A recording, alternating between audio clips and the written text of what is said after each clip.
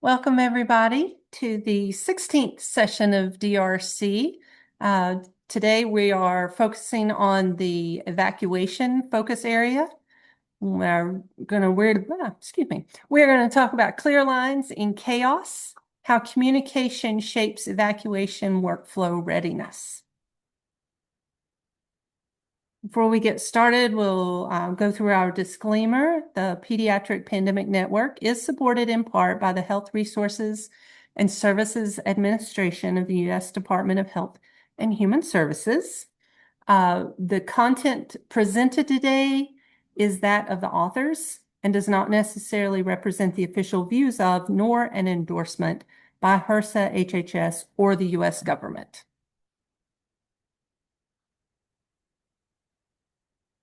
We will be offering continuing educations today.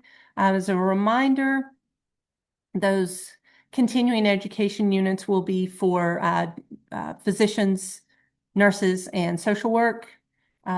To claim the CEs, you need to attend the entire session. Need to complete the session evaluation that will be offered at the end. And make sure that your name is on the session registration. So if someone forwarded you their Zoom registration, make sure that you just change your name in your little Hollywood square. You can click on the three dots, right click on the three dots and click rename, and just make sure your name is in there.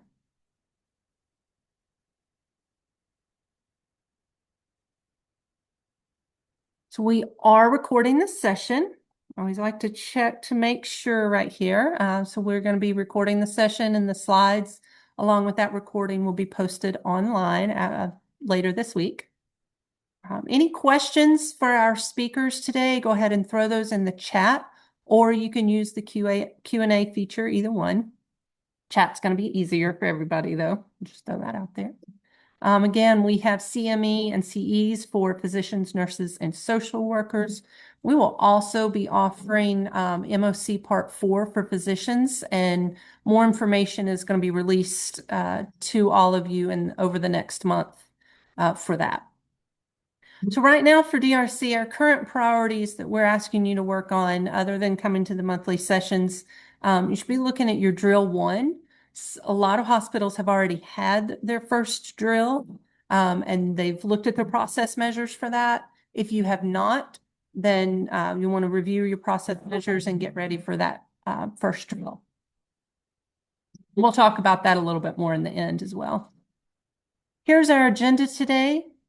We are going to hear from Nikki Shimko about medical transportation, Jordan Udens about EMS communication, and then our planning team has gotten together, and we're going to talk, and they're going to give us a few tidbits on communication tools and resources. Hopefully we'll have time for a breakout session. We always like to play that by ear, and then we'll close with a few PPN updates. Here are your objectives for today. I'm going to understand the communication and coordination workflow to identify resources needed for evacuation. We're going to describe strategies for structured communication internally and externally that support clear and systematic workflows essential to evacuation. And then apply real-world lessons from evacuation events to enhance and improve information flow between hospitals, coalitions, and partners. We have wonderful speakers for you today. We have Nicole or Nikki Shimko. She is the Critical Care Transport Team Manager and the EMS Children's Advisory Council member from Galliano Critical Care Transport Team. And then we have Jordan Udis, who is the Chief Communications Officer in County Sheriff's Office in Atlanta, Georgia. So thanks in advance to our speakers and for our participants. And again, if you have any questions as we move forward, throw those in the chat. And I will hand it over to Nikki. Thanks, Hey, everybody. Thank you.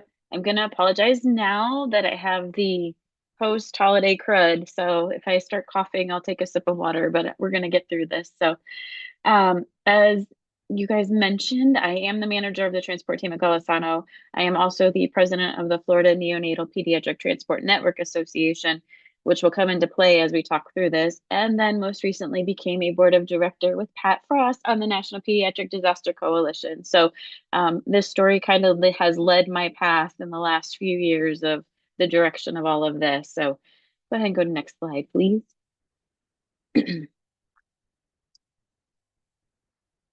I have no conflict of interest. I will talk about a few products. I'm not getting paid by anyone to be here. This is on my story. Next slide.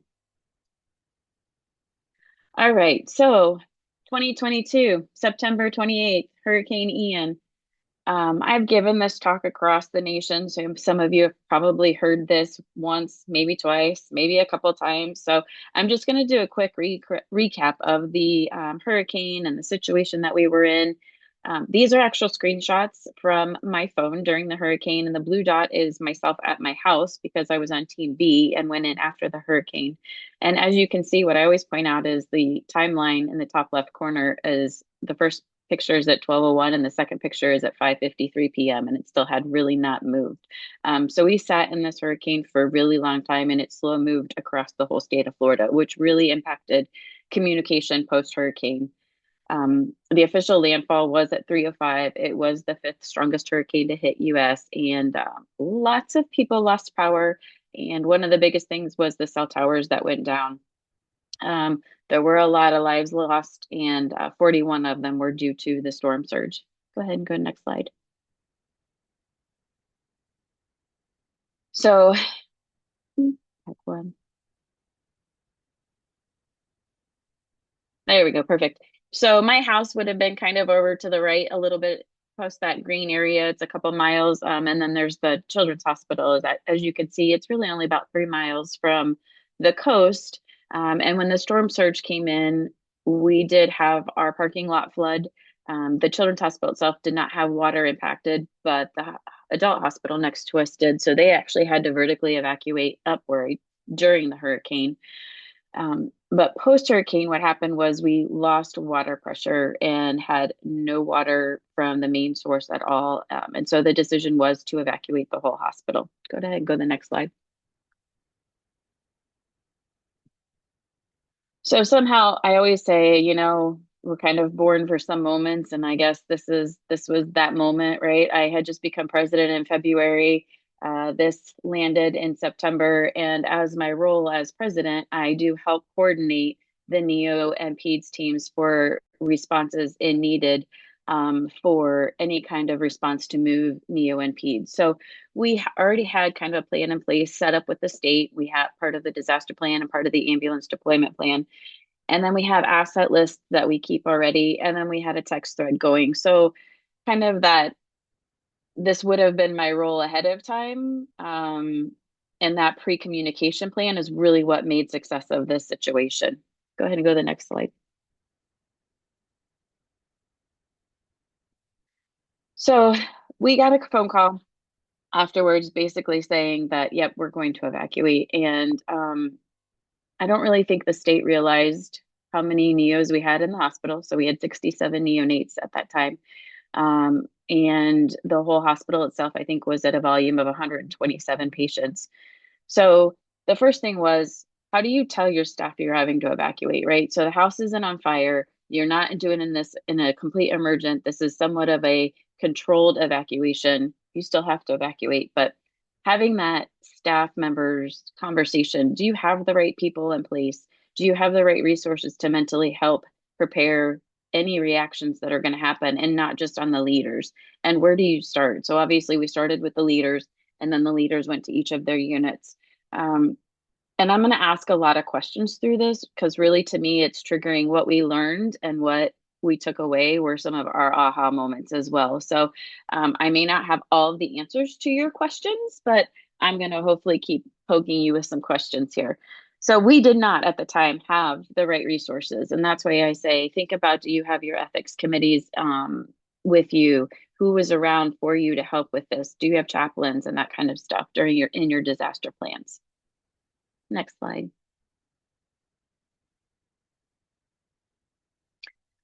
So What does your command center look like when it comes to your facility? Go ahead and go to the next slide.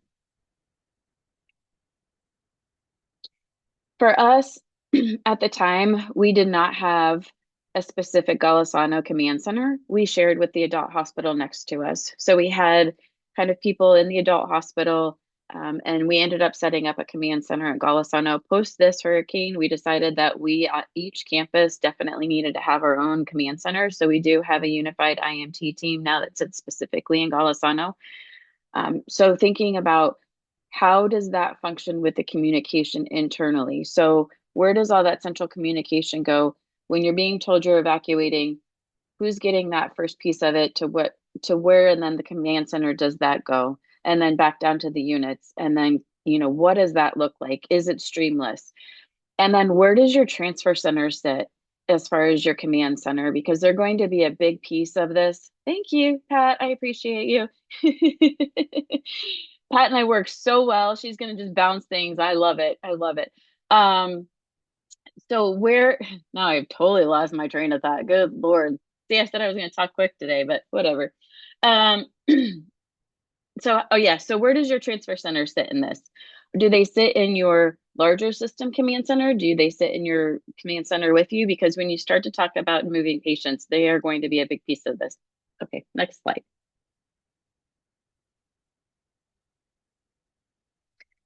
And then bed placement. So for us, when it came to, there are a lot of states that do this really well, and we in Florida do not. So I don't know who else is on here from Florida, but we suck at it, right? We have no idea who has beds.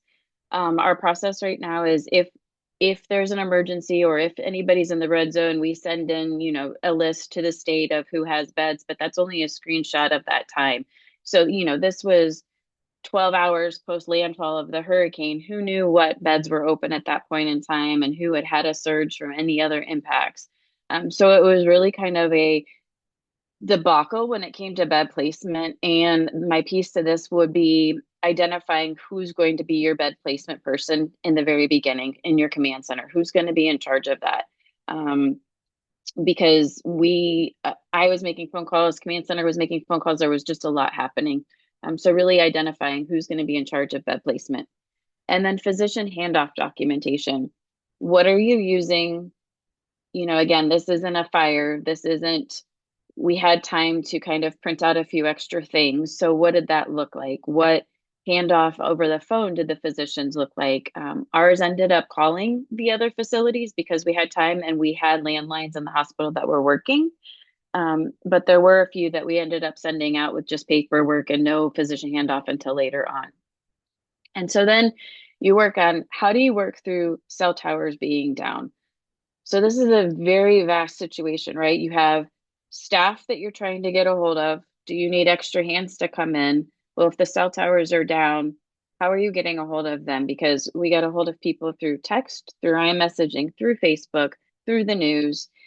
So making sure that you have backup communication ways to get a hold of your staff in the event that you're going to need to bring in extra staff, or tell your staff, don't come, we don't need anybody right now. Next slide.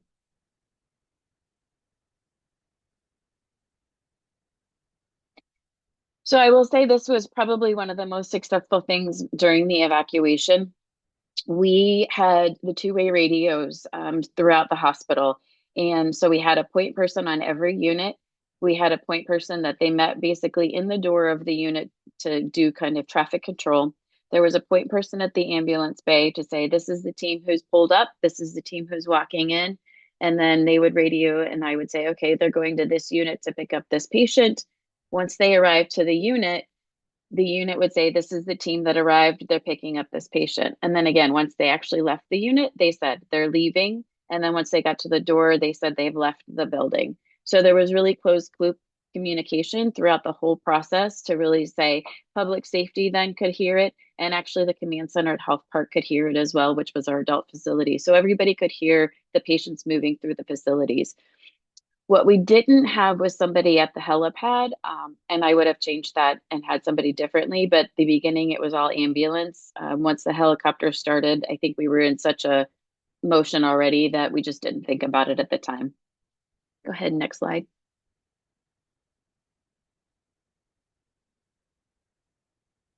So this one, this is actually just basically what I just talked about. And then, it was from ambulance to door to caregiver to door to the ambulance, and they were out. Go ahead and go to the next slide.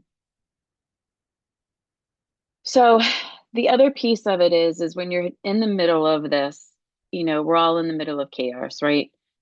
So how are you getting a hold of other people throughout the system, or who in the person in your command center is answering the phones, right? Do you have a person identified to answer all the phone calls? Most command centers are set up for that. But because we weren't working in a true command center, we had to identify somebody quickly to answer the phones and really kind of triage some of that.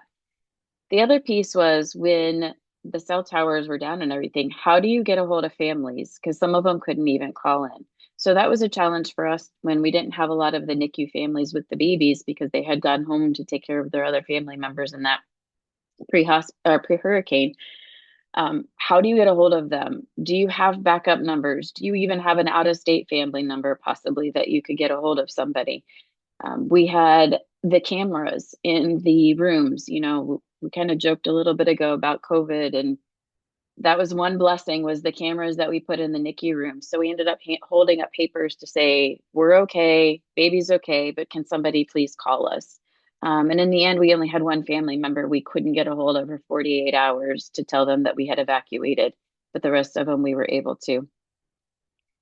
And then the other challenge we had with cell phone towers being down was the teams that came in to help evacuate and help transport, their phones didn't work once they got here. So how do they get a hold of their medical control? Do they work off of protocols? What does that look like as a backup for teams responding to really have communication tools? Go ahead and go to the next slide. And then the unit covers communication. So this was in our NICU, and as you can see, we did have a central location. I said we had the point person for directing traffic. And then, yes, we needed a point person to answer phone calls. And I think people in the units, tend to get so busy at taking care of our patients and doing all of that, that we really truly need to identify that single person to say, okay, I'm going to help take up these phone calls. And then a point person for physician handoff. So we had multiple NEOs there trying to give report and trying to make phone calls. And it kind of became a challenge of who really had been given report off of, and there was no true tracking of, is this baby really ready to go? Next slide. So what did we learn in all of this? That even some of the best laid plans aren't perfect, right? Go ahead and go to the next slide.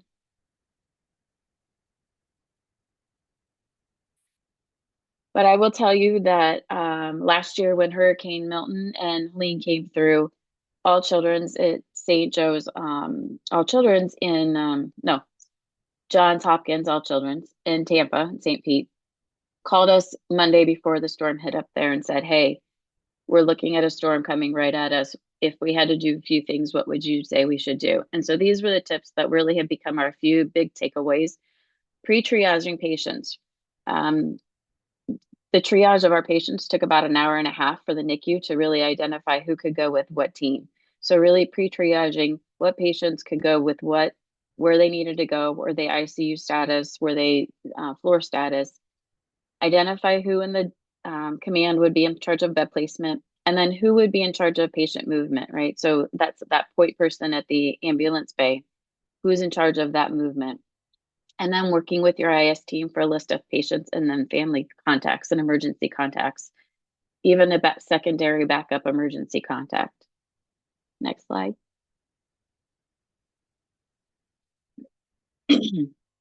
So a few things that we have changed, learned, working still through since all of this was the system did, we do have Starlink available now, which helps with a lot of the cell phone service. We are using Pulsera in our area. If no one knows what Pulsera it is, it's where EMS speaks with the hospitals through a phone. Obviously, you have to have service for it, right? So, but they are able to communicate ahead of time to say what patients are coming. Well, there is now a disaster plan for the state of Florida to use Pulsera to ban these patients, to scan them, to monitor them as they're moving through from hospital to hospital and really take care of patient tracking. We did build an Epic disaster navigator, and I'll show you a few slides of that in a little bit. And then we will be implementing Train. We still haven't. I know it's 3, almost 4 years later. You know, things move slowly sometimes in the hospital system, but that is the triage piece of it that we hope to implement. Go ahead and go to the next slide.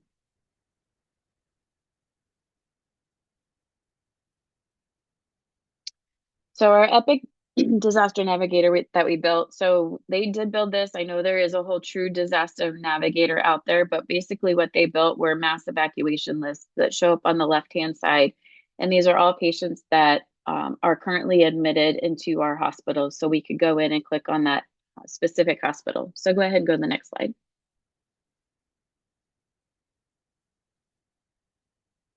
With that list, the patients would be listed out. And by the way, this is in our sandbox area. These are not patient names, so don't worry, I've not broken any rules.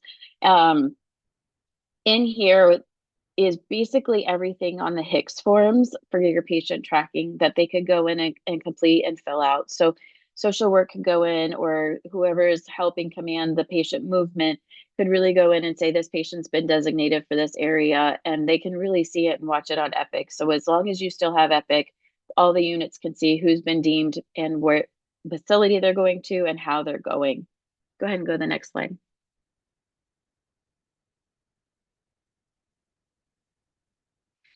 And then this just shows at the bottom, it kind of prints out like the HICS forms. So we really mimicked this off of HICS forms for us. Go ahead and go to the next slide. I put in here a shameless plug. I love it. Train Matrix.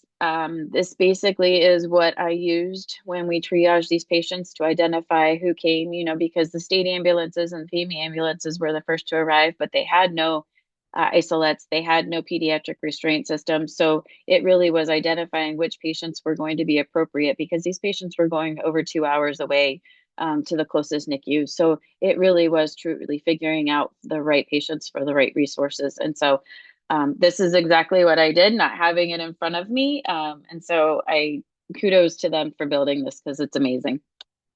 Next slide. All right, quickly, I'll go over this because I think Jordan goes into this some too. So next slide. I think this is what I would say is to figure out where you fall for your own facility into your local EOC and to then state EOC, right? And I know that we're all working on it. I think the biggest thing for this is when it involves neos and peds, I think sometimes we need to just go quicker to state. You know, we go to the local and then, but we need to say, yes, we're going to need help, and make sure that we go quicker to state as well when it comes to this, because it's going to take more resources. So think knowing about when is it going to trigger to the local, when will it trigger to the state? And then the ESF8, which is the patient movement aspect, is really who got me involved as far as the Florida FMPTNA. Next slide. And I mentioned it earlier, but your HICS form. So if you have nothing, right, these are your patient papers that you could have. So this is the patient evacuation form that could be printed for each patient and put out there. We did use not this one, but we used the master one, which I think I put in the next slide. Yep. We used the master one and we hand wrote them, and then I actually ended up them transcribing it into an Excel sheet because the state had wanted it as well. But this really kept it kind of clean, and it really helped. And I was able to actually pass this on to somebody to say, help me keep this. And so there were people that could trade off, you know, because this took us 36 hours. So people were able to trade off this role and really help fill this out as we were moving the patients. Next slide.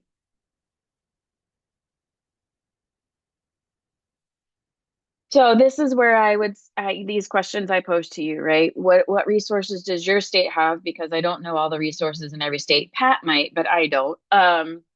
And what do you have for patient tracking? You know, what is the aspect for patient tracking, bed placement tracking, and then where do your healthcare coalitions fall on this, and what monies do they have to help provide you with things?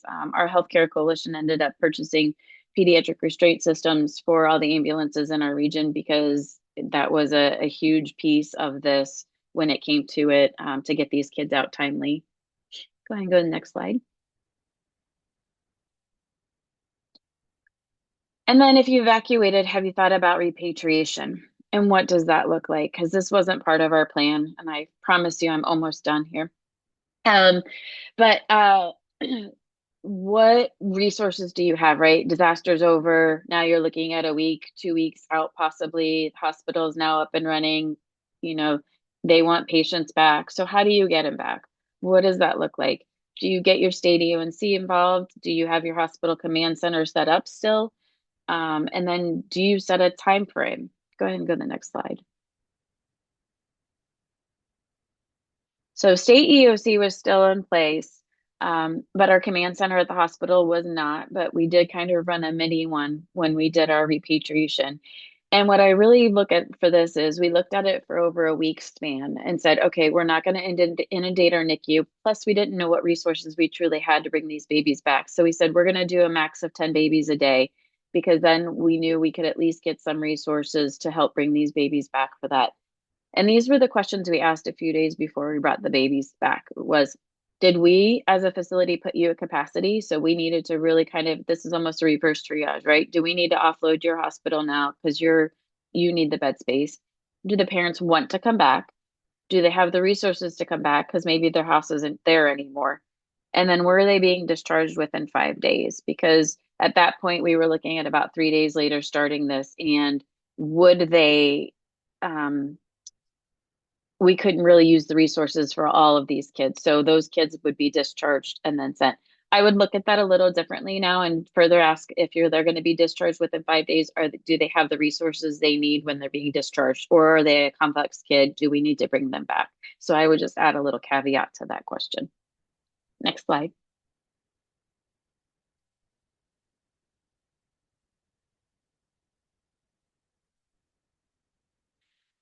So with this, during the evacuation, we didn't use the transfer center because the transfer center was working on the adults and I was taking care of the peds and neos. So we did the whole children's hospital. But when it came to bringing the kids back and the babies back, we did use the transfer center.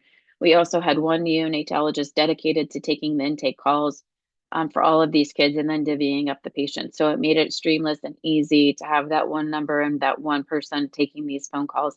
And then we did have this mini command center set up in our NICU. Go ahead and go to the next slide.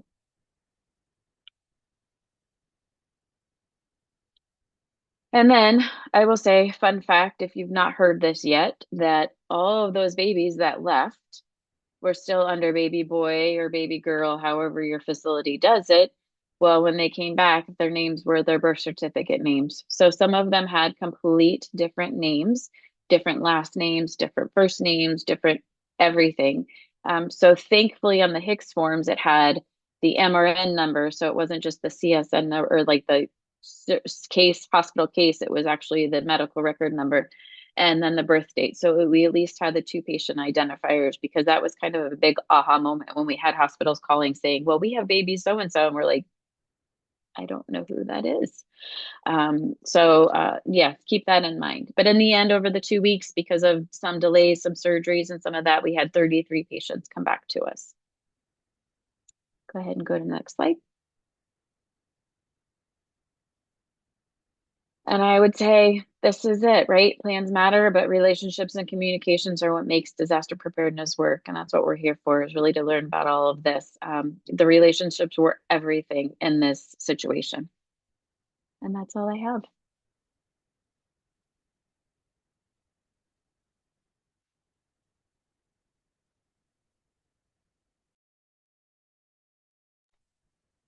So I think we'll hold questions. I know we've got one or two in the chat. And Nikki, feel free to go ahead and answer, but I think we're gonna try to have time after Jordan speaks to have time to answer all the questions that you have for our speakers.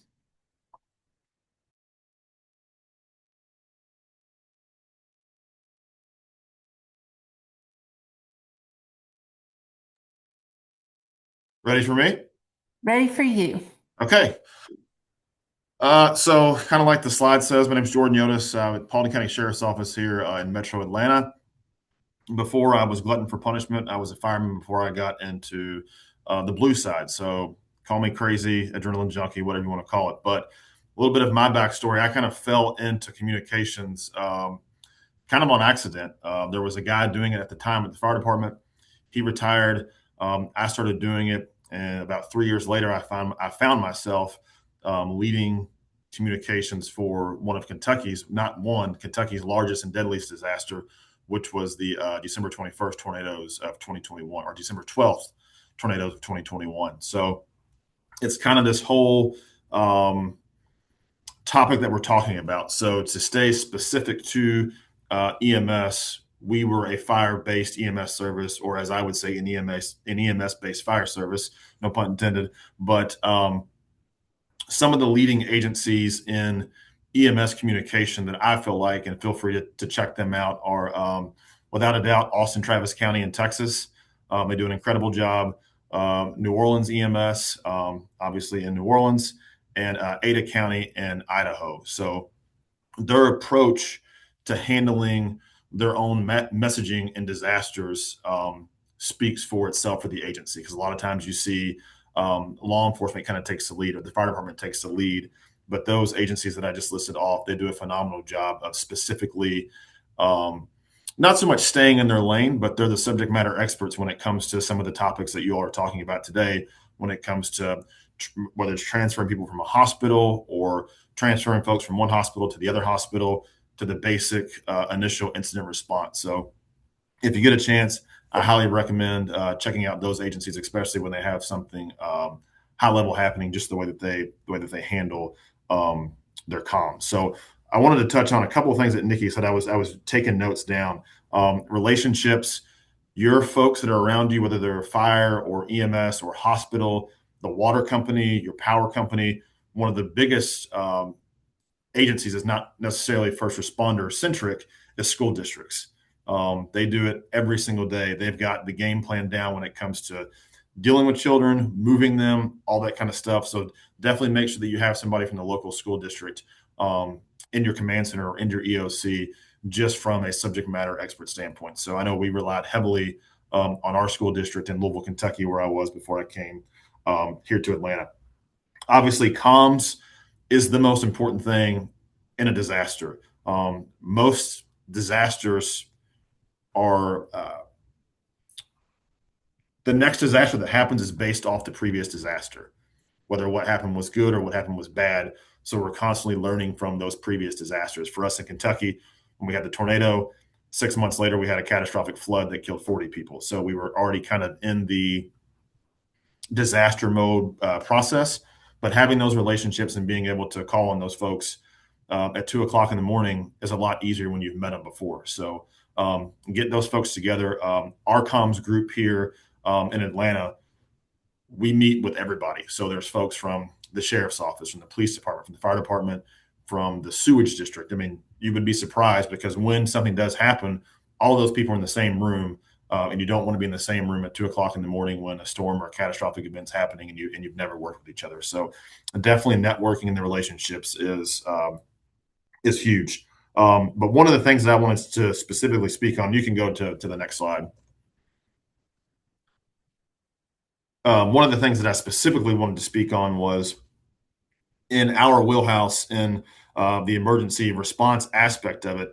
Oftentimes you hear people refer to a family reunification center. And that trend or that verbiage is kind of shifting to a family assistance center, because more often than not, when folks are going to a family reunification center, they may or may not be getting reunited with their loved one. That's one thing that they found out really quickly at the UPS plane crash 2 months ago in Louisville. They were referring to it at that and then quickly realized and changed the tone to a family assistance center. So when you're doing your messaging, talking about the disaster that you're getting ready for, and you're forming what we know as a reunification center, just use different language, because most of these folks that are watching or listening the information that we're giving them, it's obviously the worst day of their life for the loved one, waiting to find out if their loved one's alive, what their condition is, what hospital have they been taken to. all those types of things. Because, like I said, to the folks that are watching or that are affected by it, we still have to live there in that community, but for all of us, it's our job. So this is kind of where we thrive. But to the mom at home, this is the worst day of her life. So just a little nugget there. When the time comes and you have to do that, definitely a family assistance center. One thing that I think freaks people out a lot also is when we're doing our initial messaging, um, people like to use the term shelter in place. Well, the term shelter in place doesn't do anything but scare people to death because they're thinking, oh my gosh, the absolute worst is happening. I can't leave my house. So I don't have a good answer of what verbiage you should use, because it's kind of second nature to want to say shelter in place. Um, but we find ourselves here now at the sheriff's office basically just being direct with folks. Act like you're talking to your neighbor. Hey, we need you to stay where you are. If you're at home, stay at home. If you're at work, stay at work. Some people may want to say hunker down. That's a lot better than saying shelter in place because that doesn't do anything but send folks into a sheer panic. So one of the biggest things in the 20th century, obviously, is social media. So I was actually deployed to Florida during Hurricane Milton, and a lot of those agencies there did a wonderful job with their social media. But people are going to get their news from social media. And the tricky thing is determining which agency is essentially the mouthpiece for that disaster. Because what happens is, Tampa PD is saying one thing, Tampa Fire is saying another thing, and then maybe the hospital is saying a different thing. So it comes from kind of staying in specific to your lane. And the example that I'll give you is at the fire department, we had a lot of neighboring agencies that would be really quick to post weather related stuff and trying to get those agencies to realize, hey, that's not our wheelhouse. Because what they were doing is sharing things from local TV affiliates, and that's fine. I don't know where all of you all are, but where I'm from in Louisville, people are pretty biased and protective of whatever news station they watch. So if the ABC affiliate says one thing and the Fox affiliate says another thing, well, I'm going to listen to the ABC affiliate. Well, you shouldn't listen to any of them. You should obviously be getting your weather from the National Weather Service. So trying to stay in your lane. It's not EMS's lane to talk about road closures. It's not the fire department's lane to talk about looting. And what we see oftentimes is it gets mixed kind of all over the place. So one good thing that I've noticed specifically coming out of Florida is the county centric pages, whether that's the city of Tampa or the city of New Orleans, to where one person is essentially the mouthpiece for that entire disaster. And you'll see some places it works. And then the only time, or one of the biggest times that things get political and politicians show their face, is when there is a disaster. So also kind of getting your elected officials to stay out of the way because they want to show face, obviously, because there's a lot of TV time, there's a lot of social media time. They're obviously going to want their voters and their stakeholders to listen to them. So just a kind of a rant about social media. It can really get tricky. When we had the tornadoes in Western Kentucky back in 2021, a lot of the area that storm affected was a very rural, small community. So they were used to getting their information directly from that city's mayor and trying to get those folks to shift their attention to the State Emergency Operations Center, which is 4 hours away in Frankfurt, who they can't fathom that we have folks that are there, boots on the ground, and we also have folks that are in the state EOC managing and directing that information. So, while we're talking about EOCs, Nikki hit on it. Having somebody from your agency, whether it's EMS or hospital, physically present in the EOC. For those of you that have never spent any time in an EOC during an actual activation in a disaster, it's a zoo. And for those of you that are on here that don't know what an ESF is, emergency support function, that's everything from the fire department to your water district to the school district, you name it. There's somebody specific there that is assigned to communicate that information directly in person. And one of the biggest or one of the most interesting things probably for this topic during that tornado, one of the biggest things that was confusing was in our business, you can't mess it up, is the number of fatalities. And you would think that that's very simple, but not only was there confusion with the number of fatalities, but who was officially releasing the number of deaths, who was releasing the names. I think we all probably kind of get our mind around that being the coroner. But during this specific disaster, that was coming from public health.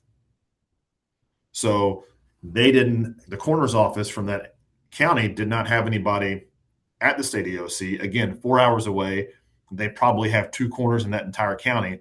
So the information was getting so mixed up, getting fed back to the EOC and going back to that elected official position. It's the worst disaster Kentucky's ever seen. The governor is everywhere. So our comms people that are in the EOC, we're telling Governor Beshear, hey, the death toll now is 72, but then he's hearing from a third party that the death toll is 78. So all he's thinking is he's getting it wrong. Everybody thinks it's coming from him, and it's just a lag on communication between the EOC and downrange. So having somebody that's specifically assigned to the Emergency Operations Center is crucial, and I'm sure Nikki would agree with that 1,000%. And a lot of times, I think people don't realize the need for the medical aspect in any type of disaster, whether it's a level 1, 2, or 3.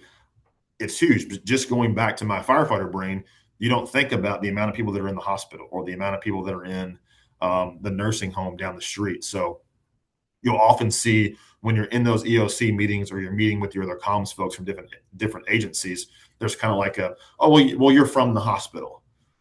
Well, yeah, I may not be dealing in crisis communications every single day, but when this disaster hits, this is going to be one of the biggest things that's affected. The 60 plus babies in our hospital that we're trying to get relocated somewhere else. So making sure that you have a seat at the table, and anybody in the audience that's boots on the ground EMS that maybe handles communication for their agency, you have to be at the table where the decision makers are. And in my role now at the sheriff's office, our sheriff, my sheriff, he doesn't go anywhere essentially without me knowing. It's not because I'm nosy, but I got to know where he is all the time. So when something happens, he knows where I am. And going back to elected officials is different now because I'm working for one. What he says makes or breaks is some of us have jobs in a couple of years. So we're not gonna mess that up for sure. So it can get tricky, but just kind of have that seat at the table and remind yourself, because your people that are working boots on the ground, you're essentially that voice for them. You're showing them that, hey, the EMS side of this matters. It's just as crucial as the law enforcement aspect. It's just as crucial as the fire rescue aspect. And I think things are so intermingled now. I know Nikki hit on IMTs, incident management teams. Make sure that you have people that are embedded or assigned to these IMTs, that they're with these rescue task force that are coming in, because you live there. The 12 dumb firemen showing up from Kansas, they don't know anything about Tampa, Florida. So having somebody that's from the area, that knows the area, and kind of can get their way around, because we saw that pretty heavily during Hurricane Milton. And of course, when the disaster happens, everybody wants to be there. Everybody wants to sign up. Everybody wants to go. Everybody wants to be the hero. But we all know from doing this, sometimes too many people is too much, and it makes it even more difficult. So make sure you have somebody that's integrated in that community, that knows that community well. Going through my list here, because I did get a lot of things. You can go to the next slide. I'm sorry. So this specifically, last April, I had been here for probably about 4 months. And obviously, because of my previous background, this is my comfort zone, disaster management and the fire rescue side of it. So we had a tornado come through mid-April, and that week leading up to it, our EMA counterparts, they had been doing a pretty good job of messaging. And if there's any EMA folks in here, I'm sorry, but EMA folks live for this. This is their Super Bowl. So they had been messaging all week long, and me being the firefighter in me, I go to the sheriff and the rest of our staff and I say, hey, this specific storm is something worth keeping an eye on. And they, of course, laugh it off. And they're like, oh, take that firefighter EM jargon out of here. Like, it'll be fine. Nothing will happen. So we had an event to go to that evening, and the event got cut short because of the storm coming towards the metro. So we leave the event and the sheriff asked, what my plan was. And I said, well, just like a good first responder, I've got my go kit, my bag packed, I'm ready to work all night. So we go to his house and kind of wait for the storm to come. Long story short, the tornado comes. It was an E1 tornado or EF1 tornado. The tornado came directly to the back of the sheriff's house, circled around his house, reconnected in the front of his house, and continued towards the city. So these pictures that you see in this specific post that you see, this was us maybe 15 minutes post storm out. Obviously, the sheriff is helping cut some trees down. We've got some of our trusty inmates that are working. But I wanted to show this slide to show the communication, and you can't see the interactions or how necessarily well it did on social media. But during that storm, our community was getting their information solely from social media. There was no power. There was no other way to communicate. We did 4 Facebook Lives, and I got the number somewhere, but it was 2 and 3 million views on those Facebook Lives because people couldn't get news from anywhere else. So it doesn't matter if you're an EMS agency, a hospital agency. I'm here to tell you that the power of social media during a disaster, before, during, and after, is crucial to your community. And if somebody gets on there, and you have to have designated people, to rotate through that, but to have somebody monitoring that. Because if somebody comments on there and they have a legit concern, commenting back to them or answering them back is crucial. And again, it can be a major pain. So having 2 or 3 people, hey, your job is just to monitor social media, the comments, the direct messages. Speaking of social media, for your all's agency social media pages, have an automated message on there. So when somebody sends you a direct message on social media, they're getting a message that is automatic that tells them, hey, this account's not monitored 24 hours a day. If you have an emergency, call 911. Like, this isn't the place to submit tips or emergencies. And there are several agencies that over the course of the last few years that kind of bit them in the behind because they didn't have that automated message. And, it's somebody saying, hey, I'm in my house. The house is flooding. I've got 3 kids. And at 2 or 3 o'clock in the morning, none of us are checking that right away. So there will probably be some lag time, but just keep in mind, utilizing your social media, have somebody to check it. The power of social media and our current world is still king. That's where people get their news from. I have a 14-year-old, and if it's not on TikTok, then it didn't happen. So the community they're entrenched with what is happening on social media. So it's the driving force. It's the driving force of communication. But those folks in your community, whether they're affected or not, they think what's happening at their house is more important than what's happening down the street. It would be no different if we were at home and our home was affected. We would feel the same way. So just communicating with them in the slightest bit, to let them know that, hey, you're listening, that you care, and that you're doing everything that you possibly can. So you can go to the next slide.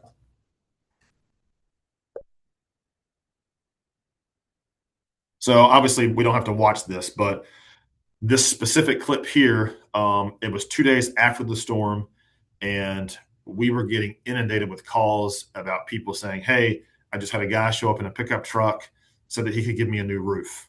And he would charge X, Y, and Z, but he wanted this amount of money down. Obviously, the guy's a scammer. So getting information out post-incident is just as important before and during. Whether it's people that are trolling, people that are scamming, post-incident stuff. Hey, we've moved our folks from this hospital back to this hospital, taking it from an EMS standpoint. Hey, you have to be very direct during a disaster. New Orleans was very good at this, about saying, do not call us for this specific reason. And they essentially created a graphic that showed, call 911 for a heart attack. Don't call 911 because you have a nosebleed or a headache. And a lot of times during a disaster, those are the type of messaging things that we need to be putting out, because obviously we're getting so inundated with either 911 calls or, hey, we can't come down Main Street because it's flooded or it's blocked off. But then that goes into knowing your resources, those relationships in that community. Hey, well, we know the sheriff's office has a John boat or a Zodiac boat, or whatever type of resource to get medical care to patients that may not be able to get reached. Obviously, in this line of work that we're in, after working several disasters, I guess you could say I kind of became obsessed with them. So obviously, Hurricane Katrina, a lot to learn from there. Stepping back from a disaster standpoint, last year in New Orleans, the terrorist attack. If you just watch some of those initial press releases, the things that are said make or break the tone and what people are going to believe. So on that first press conference of the New Year, excuse me, the New Year's Eve terrorist attack in New Orleans, the police chief got up there and confirmed right away that we are dealing with a terrorist attack. She passed the mic to the FBI, and the FBI said we can't confirm whether it's a terrorist attack or not. So what does that do to the people in our community? Ensues panic. Who can we trust? They know that NOPD uniform is what they're going to see around all the time. They're not going to see the FBI all the time. So getting the information factual and making sure it's true is critical. The people in our community, they trust us already. They're banking on what we say to be factual and accurate. One of the things that we say in the PIO world is getting the right information to the right people at the right time so they can make the right and informed decision. They're waiting for us to tell them what to do so they can make the right decision for their family, whether they're evacuating, they're staying put, they're hunkering down because we don't say shelter in place. All of those things we have to remember when we're talking to these folks, because to them, the world's ending, essentially. So you can go to the next slide. So getting from just a public safety comm standpoint, getting your leader out there in front of a situation is also crucial. During a disaster or a significant incident, you may have a comms person at your agency, but our community, they want to know that the person that is in charge of that agency is out there doing every single thing that he can to mitigate what's happening. Obviously, it's slightly different now in my world because we're counting on votes. But whether you're counting on votes or not, getting that EMS director, that fire chief, that hospital director, the coordinator, president, whatever you call it, getting them out there, and it's to be directed, it's showing face, but the community knows that, hey, he's out here. But more importantly, not only the community, the people that haven't slept in 48 hours that have been in the trenches, they know, hey, the boss is also out here transporting people to the hospital, whatever, checking somebody's blood pressure that's knelt up against a curb, whatever the case may be, whether you call it the perfect photo op or not. All of us who have done our time on the street, you know how important it is to see those leaders out there in the trenches with you. So you can go to the next one. If there is a next one. So I got a couple more things wrote down, and then I'm sure you all will have some questions. So we talked specifically about the Family Reunification Center. And one of the biggest things, when we're putting out messaging about that, you have to be politically correct, but we've got to be very direct with people. And I think what happens a lot of times, and specifically the EMS line of work, is the verbiage that we use. And one of the things that we harp on here is cop talk. It's no different than EMS talk. So what I mean by that is, if one of our deputies is talking on camera about something and they're using the verbiage of, well, the suspect fled on foot, would you talk to your neighbor that way? No. The person ran. He didn't brandish a firearm. He waved a gun. That's how you would talk to your neighbor. So when we're using our EMS language, let's not get so caught up in the medical lingo. Say it for what it is. The building collapsed and the person's dead. Confirming with those people when whether you're briefing on a press release or you're briefing on social media, very direct of what happened. The line of work that we're in is not glamorous. It's not pretty. The words that we use sometimes aren't glamorous. They're not pretty. So just being honest with people and letting them know, hey, this was a very, very bad event, and because of that, 7 people were killed. But the language of fatalities, and it was catastrophic, deceased, expired. If somebody in your agency says expired, get them out of there now. I mean, they're literally talking like robots. So that's probably the biggest takeaway that I want you all to take away is just talking to people like they're normal people. We get so caught up in the language of the textbook of how we would talk to each other, but that's not what our community and the people that are counting on us to show up understand. So talking to them like the normal people, having a conversation with them, and just being honest. Because what you don't want to do is say something and then come back 2 hours later and say, well, this is actually what happened when you could have said it differently in the beginning. And the biggest headache are our leaders. So making sure that you have a good comms person or a good comms team to prep them before they're speaking so they know what to say. It's your job as a communicator to make sure that they're ready for that stage to go on and deliver the message to people that are counting on it. So that's what I got. If you have any questions, I'll be happy to take them. If not, yeah. Thank you, Jordan, very much. That was really interesting. It's fun to see what happens on the back end. Like we know hospital and that making that connection is really Mhm. fun. And we're going to hold off on questions. If you will put those in the chat, we're going to move on to hear from Pat and the team. And then we're going to, instead of breakout session, we're going to just stay and ask questions of the speakers. I think we'll get a lot more out of that. So I'm going to hand it over to Pat. Thanks, Julie. Next slide. This is really an exceptional presentation by the previous individuals as far as this is how it rolls in the real world. So disaster speak is communication under pressure. And in disasters, communication isn't just about sharing information. It's about creating that shared understanding under pressure. Next slide.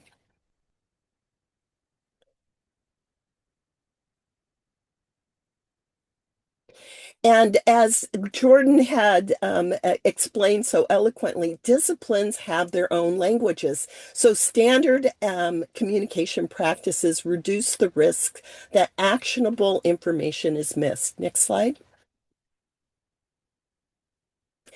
The challenge is creating that communication culture as part of your everyday practices. And there's some tools to be able to do that. Next slide. Now, there are actually evidence-based communication frameworks. One of them is SBAR, that is very frequently used in everyday handoffs as part of hospital interactions or to alert to a particular situation, and it stands for Situation Background Assessment and Recommendations. In my EMS agency, we actually implemented SBAR for all patient handoffs, in order to make sure that the most pertinent information was relayed at the very beginning and not saved for last. So having a structure makes all the difference in the world. Next slide. Now, there are other practices in standard frameworks for communication that can streamline. The important thing is to consider what is interoperable. And Abby's going to talk about one of those interoperable communication lexicons in just a moment. But I just want to emphasize that, standard communication practices, these practices help responders, healthcare emergency managers quickly convey priorities, clarify needs, and align actions. And I'm going to hand it off to Abby. Thank you, Pat. Next slide, please. So LCAN is, I actually just learned about this probably within the last 6 months, and I desperately wish I had learned about it much sooner in my EMS career. What I love about LCAN is it is super basic, but it absolutely gets to the point of what everyone in your response situation needs to know. I'm not going to read it off to you because we're all adults and you guys can read, but take this with you and use it where you can. But basically, this is the meat and potatoes. I'm here, and this is what I see, hear, and observe. This is what I'm doing, and here's what I need. Um, and I just, even on we had everyday runs we have what we call Spaghetti Junction here in Louisville, where there's like 6 expressways that all come together. I drove around for almost 30 minutes one time looking for an accident because nobody could really tell us what direction the car was traveling when it had the accident. Um, so just being able to give a clear, concise, I'm on the eastbound lane of this highway, or I'm on the west side of the hospital outside of, the NICU wing. Whatever that is in relation to your situation, be very clear, be upfront, tell people exactly what you see and exactly what you need. And with that, I'm going to pass it on to Annette. Thanks, Abby.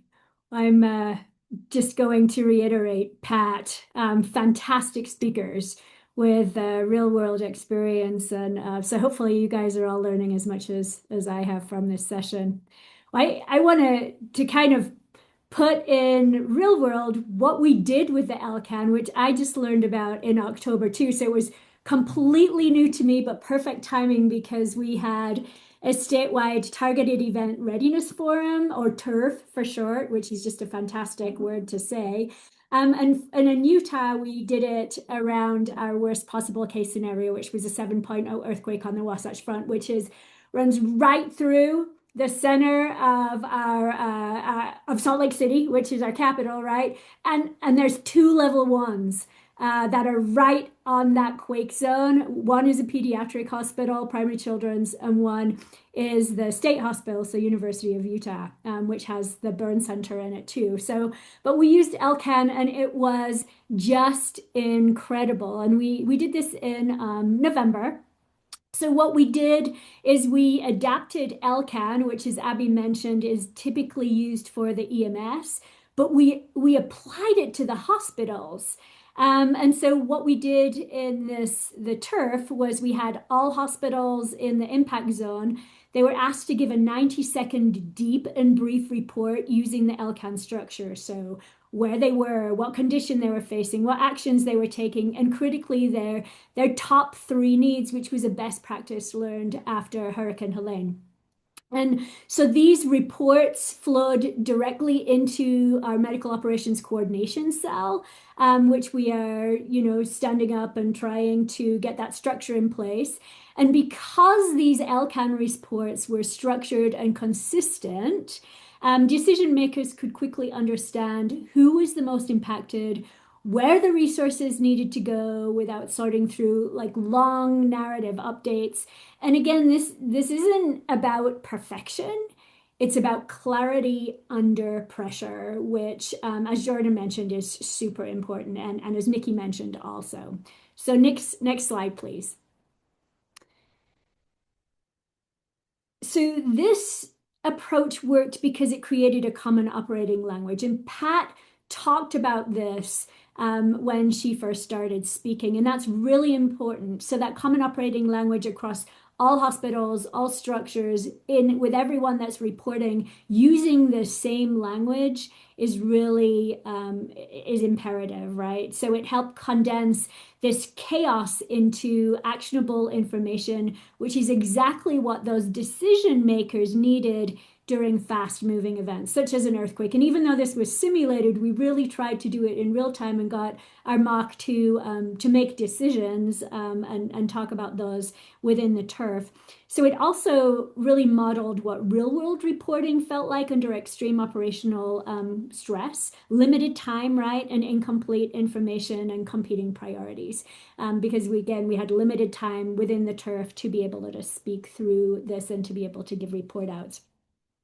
So the added benefit to this, and this is probably the most exciting piece for me because we get to do this now with our after action and improvement plans, is that we could roll these simulated individual LCAN reports into a consolidated hazard picture. And so we asked the hospitals to report out as if they were really being hit depending on where they were within the quake zone. And so now we're able to pull these reports together and anticipate damage patterns and prioritize the highest impact needs across the region. So that is really important, and that can give us some information and leverage in a real situation.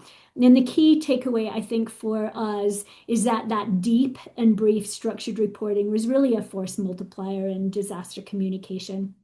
But as with everything, Pat mentioned some other ones. LCAN is just one tool, right? It's a powerful option for teams looking to standardize how they communicate, especially to a mock or leadership level when decisions have to be made quickly. And again, it's not about replacing existing processes. It's just about adding another simple, adaptable tools that teams can pull out when the situation gets noisy. So really just one more tool in the toolkit. But I loved LCAN. It really worked well for us, and we're moving forward with it for its use in real world. Hopefully, we never have one, but if we do, then LCAN is a good option for us. So I think that's all I have to say, Julie. Next slide, please.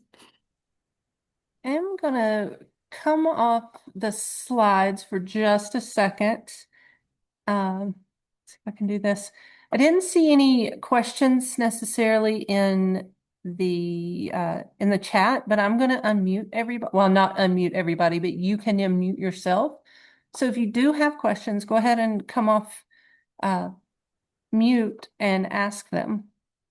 We've got just a few minutes. I need a few minutes to wrap things up and tell you about some awesome PPN updates. But are there any questions for the speakers? Julie, while people are breathing to come off camera or come off mute or whatever, I just thinking about it with Annette's conversation and Pat's standard communication. I think that was one of the bigger pieces that I didn't hit on was during the evacuation, there weren't a lot of people in the hospital that understood BLS, ALS, critical care, and what different ambulances the care could provide. And that's where that train aspect pulled that standard communication in. So the hospital and EMS were speaking the same languages. So I throw that out there. Thanks.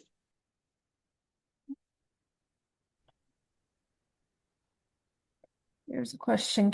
Nikki, can you describe a little more about the functionality of the disaster board? And Yes. Yeah, so we've actually tested it. We haven't used it at a full scale, but we've done a couple of drills with it. But it truly is a list of all the patients that we can print, first of all. So you have one master list of all the patients in the hospital versus the each unit having to print patients. And we have the emergency contacts already on there as well. And then what will happen is once patients are identified as whether they're going ambulance or flight or wherever they're going, this information is placed into that tool in that mass evacuation list so that everyone can see it, right? So that those on the units know that this patient's already been deemed to go to this facility or they're going by ground or they're going by flight. Whereas it wasn't just kind of a surprise that, oh, this is the next patient that's going because that's who I called out on the radio, right? So it kind of gave everybody a view of where the patients were going and everything.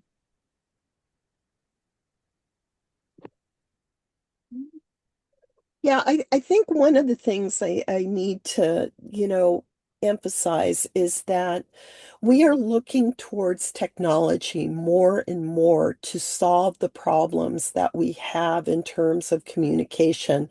But with that technology, as Jordan had mentioned with social media, there comes, a lot of complications or unintended consequences. And the thing is that the most common reason for hospitals to evacuate is that you have disruptions in your community lifelines. What that means is that your power is out, your water is out, and unfortunately, in these kinds of disasters, they are usually concurrent. There are more than one thing that is happening at the same time. So you have to plan for those disruptions. And you want to be able to stay where you are as long as you can. But if you have to move, you need to be prepared to be on paper.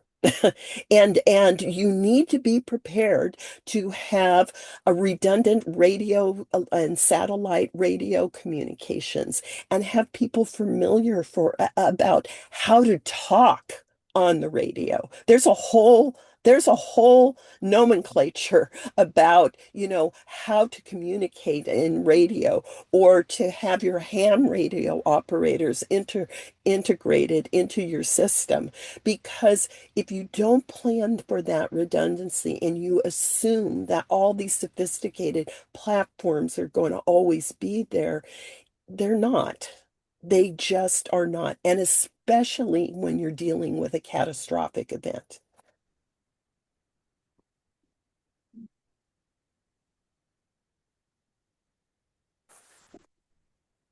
See if I can. No, this is shocking, but Zoom changed some things over the last few weeks while I was out, and it's opening. Didn't know they were going to change that much. Okay, a few last minute thank you to all of our speakers, all that information. I think we could go on about this topic for another hour. There's just so much, and communication really is the key to responding to a disaster. And so there's a lot more that we could talk about. Unfortunately, we have time constraints, and I know that y'all have other things that you need to get to. Before you go, if you could stick around for just a few more minutes. For DRC, we are asking you to do 2 drills. And we know a lot of hospitals have already done their first drill. Hopefully, you have also chosen your process measures. And then we will be sending out a data collection survey later this week to gather that information to find out what happened during your drill. If you have not done your drill, no worries, you've still got plenty of time. So the main thing with the drills is you want to identify your process measures. So if you'll look down here on this second on the left, the process measures. So what our process measures do, they track performance and improvement. And so this being a quality improvement collaborative, we are getting you to do a drill, but we're also getting you to do a follow-up drill not too far after, so that you can compare and you can look to see the differences when and how improvement occurred. And one of the best ways to do that is with a process measure. And so we have about 3 or 4 process measures for the evacuation focus area. If you are in another focus area, we also have process measures for those. And then on the slides that will be posted online, we'll also have those process measures on the next slide. The other places you can find those measures are on our website. And if you look at the left-hand navigation, which is this middle column here, if you go into the focus area evacuation, click on that and scroll down, it'll give you all your quality measures. It also has intervention strategies. So like I said, you've got 3 or 4 process measures to choose from. We don't want you to have to do all 4. If you want, go for it. But we're only asking for at least 1 process measure. And you can look to see, if you choose this process measure, then you can look to see some suggested intervention strategies to improve that process measure as well. The other place that this will be in the drill planning guides. So if you'll remember the resources and materials, we've had the tabletop exercises and drills. Our exercises and drills team created these drill planning guides, and they have pretty much documents that will guide you through all of your drills. And within that, so if you click on evacuation focus area drill planning guide, and then exercise evaluation guide workbook, it'll walk you through the process measures for that. That drill data collection survey will be sent later this week, so be looking for that. It only needs to be 1 per hospital, but we'll send that later this week. I put my email in the chat. If there are any questions about any of this, please email me and let me know. Also put this in the chat. the collaborative sessions webpage, instead of going to that evacuation focus area to find the registration and the past sessions recordings, we're all on one page now. So your full collaborative sessions, your each focus area session, they're all on this one collaborative sessions page, which again, I put that in the chat. Got the upcoming February 3rd is a full collaborative session, so you can use that QR code there, or you can use the link that I put in the chat, or you can go to that webpage I just mentioned. And then we'll come back in March and April for evacuation focus area. If your hospital did the Children's Hospital assessment a few months ago, be looking for an email this week. You are getting dashboard access to get your results, and it's going to be really cool. More to come on this next month. But again, if you have any questions, let me know. But just know that that email for the PDPAT dashboard and the portal are coming. DRC portal and dashboard will be coming soon after that. So again, more to come. I'm going to move forward a little bit so that we can get this. Here's your code if you would like continuing education. BEPKOB. I wish I knew the military letters right off the top of my head. I think that would help. But there's your code. So if you just want to text that to that phone number or go to the website, put in that code. But just remember that you also need your session evaluation. So whether you are getting CEs or just have some feedback for us, we'd love to hear from you. We want to know how these sessions are going. So go ahead and fill out the session evaluation. And also that link is in the chat.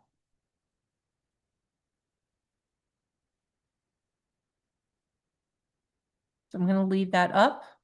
Once you're in, you can log off. You can go to your next meeting. Thank you, everybody. Thank you for the speakers. That was just the experience and the breadth of knowledge on today's call is just amazing. So thank you. And thank you to our participants. And Happy New Year. Have a great day. Thanks, Julie. Bye, guys.